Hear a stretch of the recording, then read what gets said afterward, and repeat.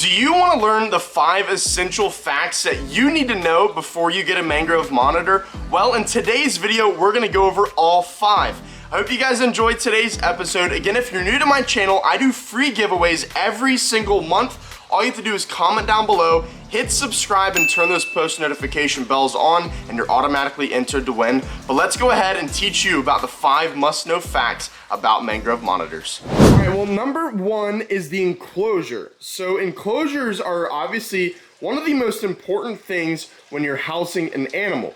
Now, this enclosure right here is a 4 foot wide by 2 foot deep by 4 foot tall enclosure. This is a front opening enclosure. You can see here, you can just open it just like this. And this is a glass enclosure with a screen mesh top.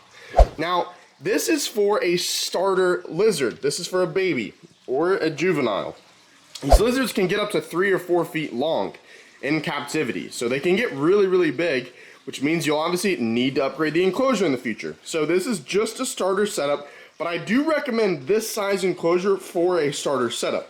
So if you're going to get a mangrove monitor, most likely it's going to be a baby or it's going to be a juvenile, and it's most likely going to be a wild caught. And we'll talk about it here in just a few minutes. But this is the perfect setup for your mangrove monitor when you first get them. So go get yourself a 4 foot wide, 4 foot high by 2 foot deep enclosure.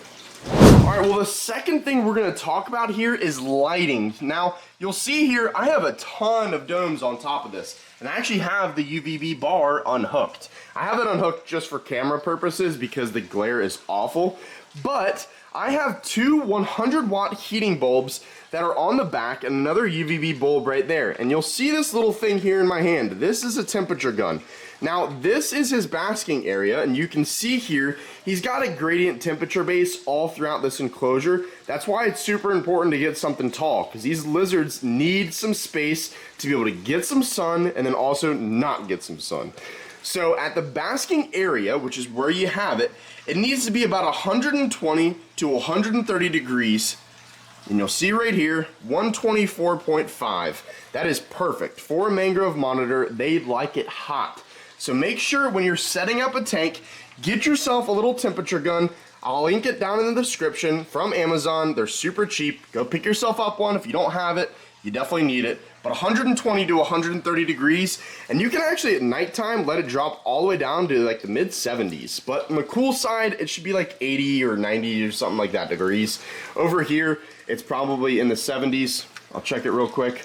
72, which is perfect. So you need to have yourself a gradient temperature base, but temperature is super important for these lizards. All right, well, the next thing that we're going to talk about, and I covered it a little bit ago with the actual enclosure, is the water. So this is a semi-aquatic lizard.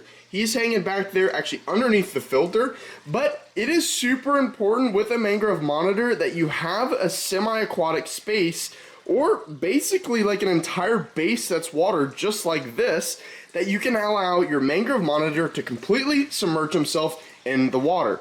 My mangrove monitor spends almost all of his time in the water or hanging up on top of this or barely out of the mangrove roots. And the other cool thing about having a water base is you can add fish. And these fish reproduce like crazy. There's a little baby right there. There's a ton of babies in here. And my mangrove monitor hardly ever eats them. I actually don't know if he even eats them. I've tried feeding him fish in the past, but be careful if you try and feed a ton of fish from the famine in the actual fish. You don't want to give your mangrove monitor too much of that. But we're going to talk about diet here in just a bit, but whatever enclosure you end up going with, again, I highly recommend this one, or at least this kind of style for a juvenile or a baby, but you want to have a very deep water access area.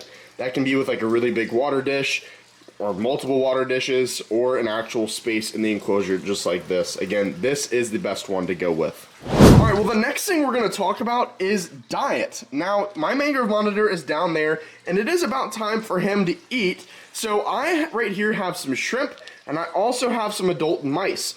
He eats 2 to 3 times a week in bulk, so we give him quite a bit, basically until he stops eating, every single time we feed. Now, with that being said, he's not obese, and there's a good reason for that.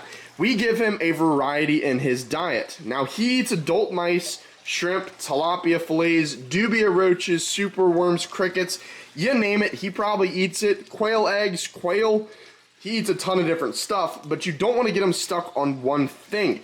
Especially with fish, they have thiamine in it. You don't want to give your lizard too much of that. You don't want to give them just insects. You don't want to give them just adult mice. So giving your mangrove monitor a wide variety in his diet is super beneficial for their health. Okay, now I'm going to talk a little bit just about these guys as my baby mangrove monitor is sleeping right now. I do not recommend these to really anybody. Now, mangrove monitors can be a very rewarding and amazing looking monitor. I mean, they're absolutely gorgeous. Like, don't get me wrong, I obviously love mine to death, but I do not recommend them to really anybody for a couple of really good reasons. Number one, they are very hard to get captive bred. Now, when you find them captive bred, they can be an awesome lizard, like amazing. I really wanted to get a captive bred one. I actually didn't. This is not captive bred. He was wild. He was captive born, but not captive bred. There's a difference. Their attitudes are a lot different when they're captive bred, and they really can tame down a lot easier. When they're wild caught, they come in with parasites and could have diseases. They need to be quarantined for a long period of time. So don't just think just because you go and get this little baby tiny monitor that it's gonna be totally fine. Like, I have lost a lot of wild caught animals, and it has nothing to do with you. It is all to do with the importing process and the stress and everything going on with this animal when it comes in from all these places all over the world. Now, they really can be amazing little lizards, but I do not recommend them. They're very hard to handle. You really can't handle them often until you bond with it, and it's going to be a lot of work to get to bond with this mangrove monitor. You can go get things like a Savannah monitor, which is a very highly regarded monitor species. Now, the reason why I say go get a Savannah monitor instead of a mangrove monitor is because Savannahs have much better temperaments. They can tame down a lot easier. They get about the same size. They're very handleable species.